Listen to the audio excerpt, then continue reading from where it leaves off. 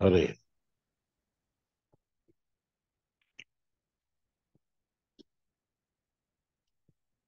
हयग्रीव मुखोद्गीत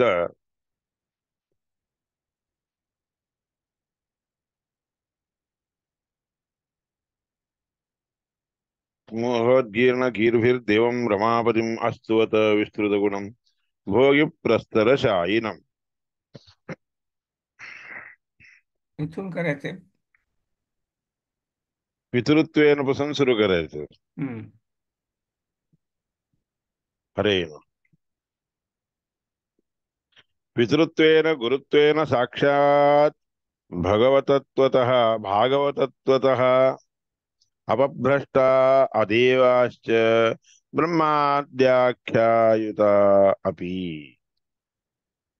पितृत्वेन तो श्रीहरी परमात्मा ओम शब्दवाच्य असणारा परमात्मा सगळ्या ठिकाणी पितृत्व रूपाने, पितृंच्या म्हणजे आपल्या पितृगणांच्या मध्ये पितृत्व रूपाने असतो, गुरूंच्या मध्ये गुरु रूपाने राहत असतो. जे भागवत लोक असतात की नाही, त्यांच्यामध्ये भागवत रूपाने राहतात, भगवत भक्त या रूपाने राहत असतात. भागवत म्हणजे भगवत भक्त.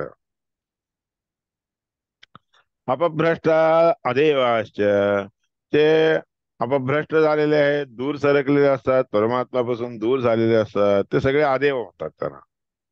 म्हणजे इंद्र इत्यादी सगळे नाव असलेले अदेव म्हणजे असुर लोक देखील असतात. ते चेंद्रादी सनामकाः म्हणून भागवत तात्पर्यात सांगितले आहे. ते देवांचे नावच असतात त्यांना, हेच नाव असतात, पण ते अदेव असतात, परमात्म्यापासून दूर असतात. अपभ्रष्टा देवाश्च ब्रह्माद्या आख्यायुता बी, त्यांना सगळ्यांना ब्रह्मा इत्यादी आख्या आहे. आयुत संख्या काय असे 6,000च्या वर आहेत लोक. देवसंज्ञाश्च दीनत्वात, आणि त्या लोकांना देवाचं नाव देखील म्हणतात बरं का तर दीन असतात ते लोक. त्याला कोणी पूजा करत नसतात म्हणून ते देव शब्दानेच वाच्य आहेत. दीन असतात, काय करतात, दूर सरकवलेल्या एखाद्या व्यक्तीप्रमाणे. नतान क्वचित पूजये नतान क्वचित, त्या लोकांची पूजा कोणी करत नाही म्हणून ते लोक देखील आपल्या शरीरामध्ये राहत असतात बरं का. 10,000 संख्येने आहेत ते लोक. ते आपण जर जर थोडस चुकलो, जे कार्य करतात त्याच्यामध्ये जरा चुकलं, चूक झालं की परमात्म्याच्या कार्यापासून जरा दूर झाल्यासारखं होतं. आणि मग ते लोक देखील समोर येतात. मग तसे त्या लोकांना देखील समोर येऊन त्यांना देखील खायला प्यायची व्यवस्था सगळं करावी की परमात्माच बघून घेत असतो म्हणे. यद भागवत बुद्धैव दत्तम ब्रह्मादय सुराः, भगवंताच्या प्रीत्यर्थ म्हणून भक्तिपूर्वक जे काही आपण देतो की नाही, ते सगळे ब्रह्म इत्यादी देवता लोक घेतो.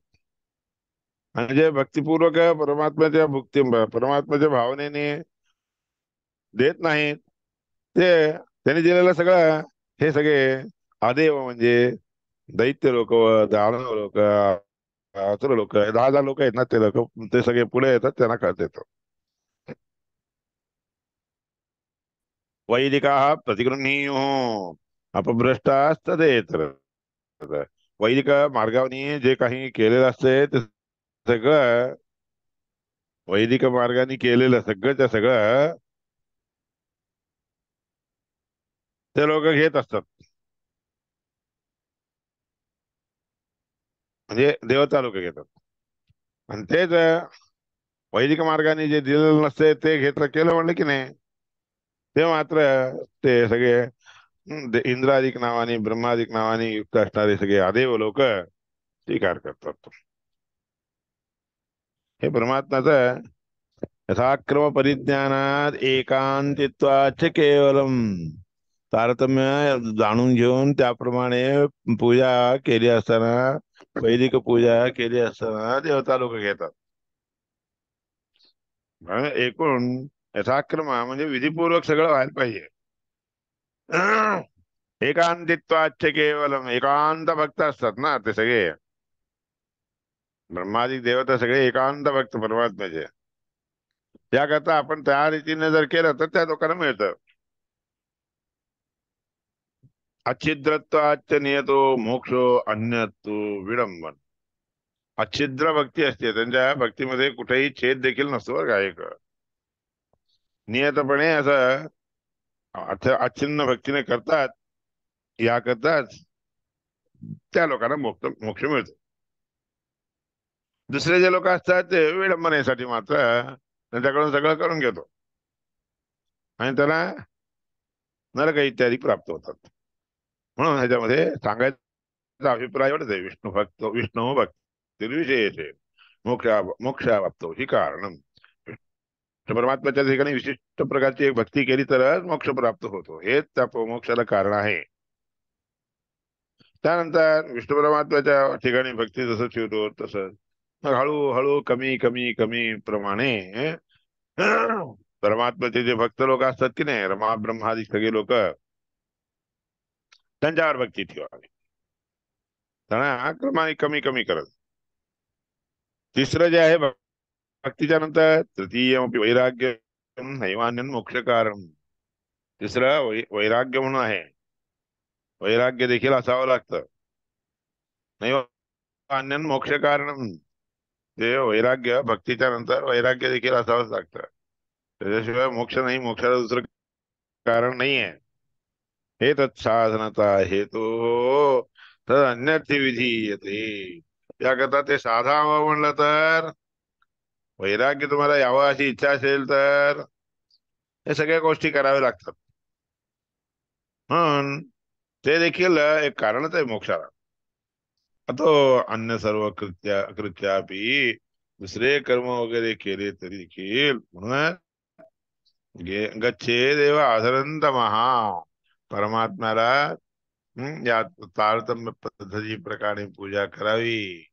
त्याच्यामुळे काय होतं, गच्छे युहू ते लोक जातात कुठं, नरकाला जातात. आनंद मनावाच्या नरकात. जे परमात्म्याच्या ह्या कार्यक्रमाला म्हणजे ह्या विधीला ह्या कर्माला ओलांडून जातात आणि तसं नाही करत ते लोक मात्र आनंद मनावाच्या नरकाला जातात, आदरतमावात जातात. अश्विन सुनिश्चितो नित्यम. आणि त्या नरकामध्ये पूर्णपणे नित्य तिथंच राहतो. मोक्षेव अन्योज्यकोपी सन. मोक्ष ज्याप्रमाणे सगळ्या रीतीने पूर्ण रीतीने सुख प्राप्त करून देणार असतो की नाही, तसा पापकर्म करणाऱ्या लोकांना देखील हे आनंदमानाच्या नरकामध्ये तिथे गेले म्हणले की तो नित्यपणे तिथेच राहतो, दुःख भोगतच राहतो तो. तिथं मोक्षामध्ये सुख असतं तर खाली दुःख असत. अतस्तेषां क्रम वक्षे. आता म्हणून त्यांच्या बद्दलचा एक क्रम सांगायला लागले. देवाना यश्रुतो श्रुत. वेदामध्ये सांगितलेला जो श्रुतीमध्ये सांगितलेला क्रम आहे की नाही, तो क्रम तुम्हाला सांगतो. सांगून क्रमाबद्दल सांगायला लागलेला आहे. येशाम, त्या क्रमामध्ये पृथ्वी सर्वभूतेभ्य. येशाम भूतानाम पृथ्वी रसः. ह्या सगळ्या प्राणीमात्रांना कोण रस आहे, मुख्य कोण आहे तर पृथ्वी रसः. पृथ्वीचा रस म्हणजे पृथ्वी हे मुख्य रस देणारे आहे, रस प्रापक आहे. पृथ्वीमध्ये पृथ्वीया आपो रसः. पृथ्वीमध्ये पुन्हा आप पाणी हे मुख्य रस आहे. आपो हिष्ठा मायो स्थान पूजेद वगैरे ह्या मंत्रामध्ये पृथ्वीच्या मध्ये पाणी जे आहे ते पाणी म्हणजेच रस आहे. आणि पाण्यामध्ये अपाम औषधयो रसः. पाण्यामध्ये देखील औषधी औषध सगळे पाण्यामधील एक रस आहे, दार आहे. म्हणून कोणतेही औषध घेतले की त्या औषधावर पाणी प्यावं असं दाखवलेलं आहे. अपाम औषधयो रसः. त्यानंतर औषधीमध्ये पुरुषो रसः. औषधींच्या मध्ये पुरुष हा रस आहे. आणि त्या पुरुषाच्या ह्याच्यामध्ये पुरुषस्य वाग्रसः. पुरुषांच्या मध्ये वाणी हेच मुख्य रस आहे. वाणी बोलणं येणं हा मुख्य रस आहे. आणि त्या पुरुषाचा रस म्हणजेच वाणी आहे म्हणलं, त्या वाणीचा रस काय आहे, ऋक रस. हा ऋक म्हणजे ऋग्वेद हे रस आहे. वाणीमध्ये ऋग्वेद येणारे लोकांची वाणी मुख्य असते. ऋग्वेदांच्या वेदमंत्रांच्या ठिकाणी सामरस हा सामवेद हा अजून विशेष रस आहे. मग सामवेदामध्ये उद्गीत रस हा उद्गीत हा रस आहे, म्हणजे उच्च रीतीने गायला जाणारा जो परमात्मा आहे तो मुख्य रस आहे. म्हणून सैष रसानां रसतमः परमः पराद्यो अष्टमो यः उद्गीतः. तो रस परमात्मा परमात्म्याचे गुणगान ज्यामध्ये सांगितले गेलेले आहे, वर्णन केलं गेलेलं असते, तो सगळ्यात रसामध्ये श्रेष्ठ असणारा आठवा रस आहे पराध्य. म्हणजे 50-50 दोन असतात ना, त्यापैकी 50 पुढच्या 50मध्ये 50मध्ये ब्रह्मदेवाच्या पुढच्या 50मध्ये सगळ्यांच्याकडून प्राप्त करून त्या परमात्म्याला समर्पण केला जाणारा रस आहे, अष्टम रस. म्हणून त्याला उद्गीत पराध्यो अष्टमो य उद्गीता, ज्याला उद्गीत असं नाव आहे तो रस आहे म्हणून सांगितलं. असं वेदामध्ये सांगितलंय. येषां भूतानां पृथिवीरसा पृथिव्या आपोरसा पामोषधयोरसा ओषधीनां पुरुषोरसा पुरुषस्य वाग्रसो वाचरुघ्रसः ऋचः सामरसः तां न उद्गीतो रसः स एष रसानां रसतमः परमः पराध्यो अष्टमो य उद्गीतः. असं सगळ्या वेदामध्ये सांगितलेला हा क्रम तुम्हाला दिलेला आहे.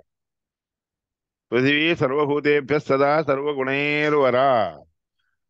का बाबा पृथ्वीपासून सुरू केलं, तर पृथ्वी ही कशी आहे, पृथ्वी सर्वभूतेभ्य सर्व पंचमहाभूत आहेत ना, त्या पंचमहाभूतामध्ये सगळ्या पंचमहाभूतामध्ये श्रेष्ठ आहे, सगळ्या गुणांनी युक्त असते. कारण पृथ्वीमध्ये आकाशाचे गुण असतात, वायूचे गुण असतात, अग्नीचे तेजाचे गुण असतात, रसाचे गुण असतात.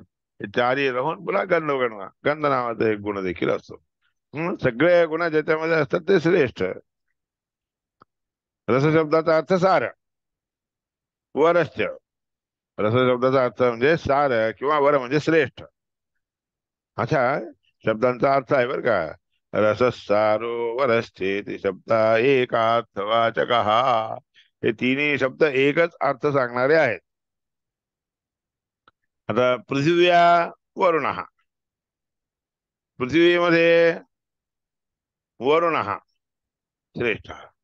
पृथ्वीमध्ये राहणारे जे आप आहे ना, पाणी, वरुण, पाण्याचा अधिपती वरुण, तो श्रेष्ठ.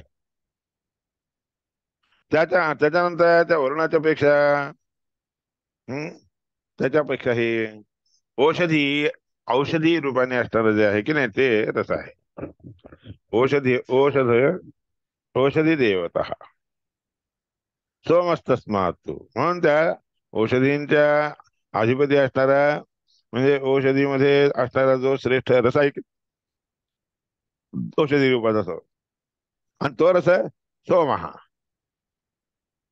सगळ्यामध्ये त्या औषधींच्या मधील सारभूत असणारा रस, श्रेष्ठ असणारा रस म्हणजे सोम.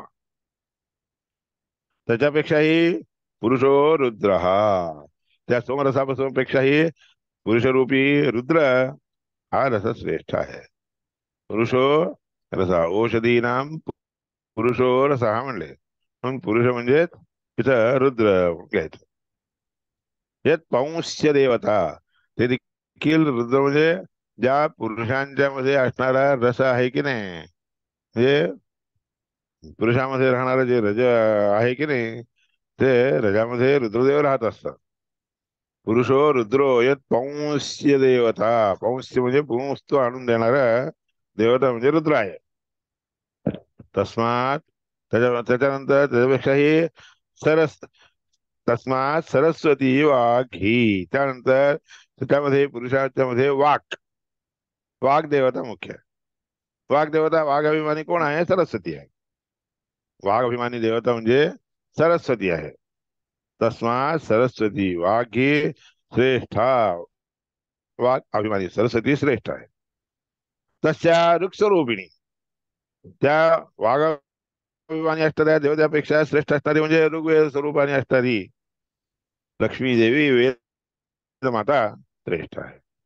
तैव श्रेष्ठा तीच त्या ठिकाणी श्रेष्ठ वाघ अभिमानी असणाऱ्या सरस्वतीपेक्षाही ऋग अभिमानी असणारी लक्ष्मी आणि वायू हे दोघ जण श्रेष्ठ आहेत. ऋग स्वरूपिणी सैव श्रेष्ठा ततो वायुर वरिष्ठा, त्यापेक्षाही वायुदेव वरिष्ठ आहे म्हणजे कमी आहे.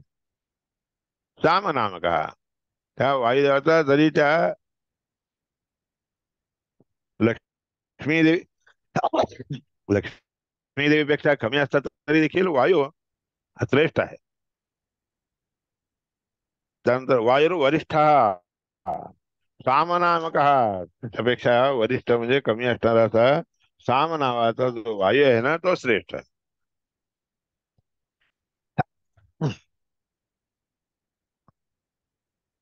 समत्वात सर्वभूतेषु, सगळ्या प्राणींच्या मध्ये सगळ्यांच्या मध्ये वायू समान रूपाने राहतो. प्राण अपान व्यान उदान समान समान रूपाने वायुदेव राहत असतो, म्हणून वायू श्रेष्ठ आहे. समत्वात सर्वभूतेषु सामना, सामनांची देवता, सगळ्या सामवेदाची देवता म्हणजे साम रूपी वायुदेव आहे. तथा श्रेष्ठतमो विष्णू, त्या सगळ्यांच्या पेक्षाही श्रेष्ठतम असणारा असं कोण आहे तर विष्णू आहे. म्हणून ताम्न उद्गीतो रसः सैव रसानाम रसतमः परतमः म्हणून सांगितलेलं आहे. सामवेदाचा उद्गीत हा रस आहे. सामनाम उद्गीत हा रसः.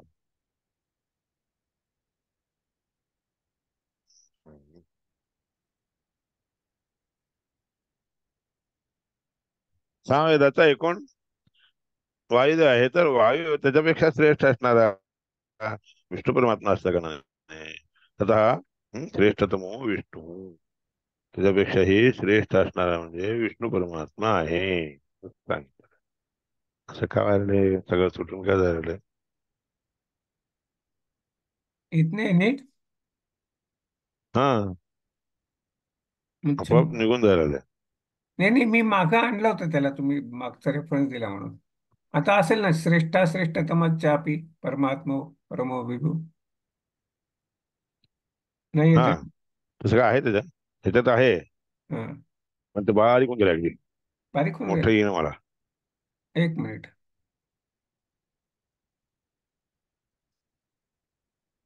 आडवाच धरलाय ना मोबाईल. हो, आडवाच आहे.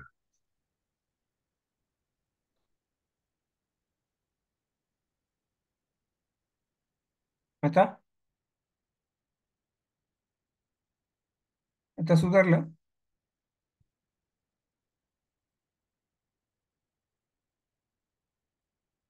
सुधारलं का आता? आहे परर्थी वितत्वाच्या, ठीक आहे. परर्थी वितत्वाच्या परार्थी इति रीतः. परर्थी म्हणजे सगळ्यात श्रेष्ठ असल्या कारणाने परार्थ्य या नावाने वाच्य असणारा श्री हरी परमात्मा आहे. आणि तो रस कोणता आहे तो अष्टम, हा आठवा रस आहे. अपास्तम रसो योष्टम वायुस्तुतीमध्ये दिलेले आहे. लक्ष्मीकांत समंततो विकलयन नैवेश दुस्ते समम पश्याम उत्तम वस्तू दूरतरुतो वास्तव रसो योष्टम म्हणून वायुस्तुतीतल्या दुसऱ्या श्लोकामध्ये दिलेला आहे. अपास्तम रस यहा अष्टम, हा जो अष्टम साम शब्दाने वाच्य असणारा रस वायुदेव आहे की नाही, द्विच नावाने वाच्य असणार त्याच्यापेक्षाही श्रेष्ठ असल्या कारणाने अष्टम रस म्हणतात. त्या अष्टम रस म्हणजे ह्या छांदोग्योपनिषदात सांगितलेल्या पद्धतीप्रमाणे भूतानां पृथ्वी रसा, पृथिव्यापो रसः अपाम ओषधयो रसः, ओषधीनां पुरुषः रसः, पुरुषाच वाक रसः, वाचः ऋग्रसः, ऋग्वेद सामरसः. याप्रमाणे साम म्हणजे साम हा उद्गीत नावाचा रस, तर वायुदेव आणि त्याच्यापेक्षाही सर्वश्रेष्ठ असणारा आठवा रस देखील ज्या ठिकाणी समोर टीका पडतो असा अष्टम रसाने युक्त असणारा उद्गीत शब्द वाच्य असणारा परमात्मा एवढं घ्यावं. तद श्रेष्ठतम विष्णू श्रेष्ठतम सदा, विष्णू परमात्मा हा श्रेष्ठतम आहे. तसे श्रेष्ठ असणाऱ्यांच्या पेक्षाही श्रेष्ठतम परमात्मा असतो कथा श्रेष्ठा श्रेष्ठतमाच्यापि परमात् परमो विभू. सगळ्या श्रेष्ठ श्रेष्ठ असणाऱ्यांच्या पेक्षाही श्रेष्ठ परमात्मा आहे. परधियो तत्वाच्या पराध्या म्हणून परधी म्हणजे त्याला श्रेष्ठ त्याच्यापेक्षा श्रेष्ठ कोणी नसल्या कारणाने पराध्य म्हणून त्याला म्हणतात. असं सार निर्णयामध्ये सांगितलेली गोष्ट मध्वाचार्यांनी भाष्यामध्ये ह्या 8 जणांच्या बद्दलची वर्णन करून व्याख्या करून सांगितली बरं का. अतिशयेन परधी गुण परमा पराध्या. अतिशयत असणाऱ्या परधी गुणांनी संपन्न असणारा परमश्रेष्ठ असणारा पराध्य शब्दाने वाच्य असणारा विष्णू परम सार्थ उत्तमेभ्य अपि अतिपरमोत्तमोत्तमो रसानां रसतमः परमः पराध्या. उत्तम असणाऱ्या लोकांच्या मध्ये सर्वात श्रेष्ठ असणाऱ्यांच्या मध्येही पुन्हा श्रेष्ठ असणारा रसामध्ये शेवटचा रस म्हणून जो आहे परम रस म्हणून परमात्माच असल्या कारणाने पराध्य असं त्या परमात्म्याचं नाव आहे. रसानां सकाशादपि परमः पराध्य रसतमः इत्यर्थः. रसत पराध्य शब्दाचा अर्थ काय आहे? जितके रस आहे त्या सगळ्या रसांच्या पेक्षाही सर्वश्रेष्ठ असणारा परम जो आहे त्या परमध्य म्हणून रसतमा ह्याचा अर्थ काय? रसतमा तर तमा असा शेवटचा अर्थ. प्राणादीनां भूतादिभ्या प्राण इत्यादी जे आहेत की नाही प्राण इत्यादी म्हणजे शेवटचा म्हणजे प्राण ना मुख्य प्राण वायू म्हणून घेतला त्याच्यापासून इत्यादी इत्यादी म्हणजे सगळे क्रमाने घ्यायचे. प्राणादपी प्राणाधिक म्हणून जे आहेत की नाही त्या सगळ्यांच्या मध्ये त्या सगळ्या प्राण्यांच्या मध्ये भूतांच्या मध्ये श्रेष्ठत्व श्रेष्ठत्व वत जसं श्रेष्ठता दिसून येते असे श्रेष्ठत्व न भवति किंतु महान विशेष इति ज्ञापयितुम. कोणीतरी एक जण श्रेष्ठ असेल असं जो म्हणतो तसं नसतोय कोणी नाही त्याच्यात म्हणून पराध्य. किंतु महान विशेष विशिष्ट असणारा असं महत्तर असणारा विशेष त्या परमात्म्यामध्ये आहे असं दाखवून देण्यासाठी रसानाम रसतमहा म्हणून रसामध्ये देखील रसतम तो आहे परमात्मा म्हणून असे बहुत रूपी विशेषण दिलेलं आहे. भूतेभ्यः पृथिव्या रसत्वं तेभ्यो वरुणस्य रसतरत्वं सोमस्य रसतमत्वं रुद्रस्य च रस रसत रसतमत्वं रसतमत्वं. रुद्रामध्ये वाणीमध्ये परमा पर परमा परम म्हणजे श्रेष्ठ परम पर रसतमत्व वाणीमध्ये आहे. प्राणामध्ये कसं आहे परम परार्थ रसतमत्व आहे त्याच्यामध्ये. आहे तो भगवान हा परमात्मा विष्णू परमात्मा कसा आहे प्राणादपि परमा परज रसतम प्रांतर मात्रो म्हणून प्राणांच्या पेक्षा देखील परज असणारा असा असून त्याच्यासारखा पुन्हा दुसरा कोणी परतमत्व इथे येऊच शकत नाही. समान त्या परमात्म्याच्या समान दुसरा कोणी होऊ शकत नाही इति. किंतु प्राणस्यापि रसभूतायाः रमापि प्राणाला देखील रसभूत असणारी अशी जी रमा आहे की नाही ती रमा देखील परमपरार्थ रसतम प्राणाच्या पेक्षाही श्रेष्ठ आहे ती याचा अर्थ. लक्ष्मीदेवी परार्थ पराध्य परा म्हणजे परम पराध्य रसतम ती लक्ष्मीदेवी आहे. अस्मादप्यतिशयेन परम त्या लक्ष्मीदेवीपेक्षाही तो पर आहे. त्याकरता परमहा पराध्य म्हणून त्याच्यामध्ये परम असं दिलेलं आहे लक्ष्मीदेवी. अस्मादपि अतिशयेन परम इति असंख्य इति असंख्य योग चरत्वेन असंख्य असणार असं अकार नामक परमात्मा जो आहे की नाही विष्णू त्याच्यापेक्षाही श्रेष्ठ असा कोणी नाहीये तोच सर्व श्रेष्ठ आहे असं दाखवून देण्यासाठी या उपनिषदामध्ये असं सांगितलेलं आहे बरं का. परध्य ह्या परमात्माला घ्यावं. हा ऋग्रूपाया वाचा पृथक ऋग्रूपी असणारी जी वाणी आहे ना वेगळी परत्वांगीकाराच्या म्हणजे परत्वाच्या हिशोबाने पाहायला गेलं तर ती वाणी श्रेष्ठ आहे, पण त्या वाणीच्या अभिमानी असणारी लक्ष्मी देवी त्याच्यापेक्षाही वायुदेवाच्या पेक्षाही श्रेष्ठ आहे. म्हणून प्राणस्य पराध्य रसतमत्वमेव नुदो परम पराध्य रसपतमत्वम परमादस्य या म्हणजे परा असणाऱ्या त्या परमात्म्यापेक्षाही हम्म असमंता दृढम रुद्धम विपराध्यम सगळीकडून असं श्रेष्ठत्व ज्याच्यामध्ये आहे तो पराध्य शब्दाने वाच्य असणारा श्रीहरी आहे. हे ना असंख्य अगोचर अगोचरत्वेन ज्ञेयम पराध्यम म्हणून परमात्म्याचं दिसून न येणारं अशा प्रकारचं पराध्यत्व आहे, सर्वोत्तमत्व आहे, परार्थोत्तमत्व आहे. हे ना असंख्यातत्वेन ज्ञेयम पराध्यम म्हणून त्याचा अर्थ काय? संख्या ज्या ठिकाणी संख्या वापरायला येत नाही अशा रीतीने श्रेष्ठत्व ज्याच्यामध्ये आहे तो परार्थ शब्दाने वाच्य असणारा परमात्मा आहे. तेन असंख्या गोचरत्वेन ज्ञेयम पराध्यम परार्धोत्तमम परार्धी इत्यादी शब्दांनी बोलला जातो. तेन त्यामुळे तेन असंख्यातत्वेन ज्ञेयम पराध्यम म्हणून संख्यात संख्या ज्या ठिकाणी वापरायला येत नाही अशा प्रकारचं श्रेष्ठत्व श्रीहरी त्या ठिकाणी आहे. इत्यतः पराध्यत्व श्रेयो होती. पराधी असणारी श्री, पराध्य असणारा परमात्मा. श्रेयोपी पराध्य भगवान श्री लक्ष्मी देवीच्या पेक्षाही पराध्य असल्या कारणाने परमात्म्याला पराध्य असं म्हणतात. पराधित्व श्री लक्ष्मीमध्ये आहे, पराध्यत्व भगवंताच्या ठिकाणी. आता रसानाम रसतमः परमः पराध्या त्याकरता सगळ्या रसांच्या मध्ये परमा श्रेष्ठ असणारा असा जे काही आहे त्याच्यापेक्षाही श्रेष्ठ असणारा आहे, ज्या ठिकाणी संख्या वापरली जात आहे वापरायला येत नाही अशा प्रकारचं पराध्यत्व विष्णू परमात्म्याच्या ठिकाणी आहे. हा अभिप्राय पहिल्या मंत्राने सांगितला जातो.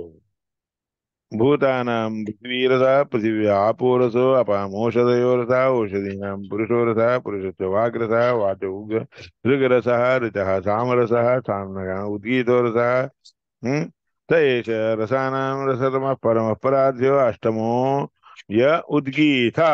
त्या परमात्म्याला उद्गीत शब्दाने बोलवलं जातं सामवेदामध्ये. त्याप्रमाणे सामवेदाची प्रक्रिया सांगितली आहे. आता कथमा कथमार्क वगैरे इत्यादी का हे पुढचे वेद आहेत. त्या वेदात कथमा कथम कथमः कथमतरः कथमत कथमत साम कथमः कम कथम उद्गीत इति विमृष्टम भवती विमर्शन करून सांगतात ते पुढच्या ह्याच्यात. हम्म दुसरं तिसरं हे वागेव वागेक एव वागेक एव रसः प्राणः सामो साम ओम इत्यक्षरमुद्गीता म्हणून हे उपनिषद आहे. त्या उपनिषदाचा अर्थ उद्याच्या काही तुम्हाला निवेदन करतो. त्याला इथपर्यंत झालेलं पहिल्या मंत्राचा अर्थ तुम्ही समजून घ्यावा. जे कोण विष्णू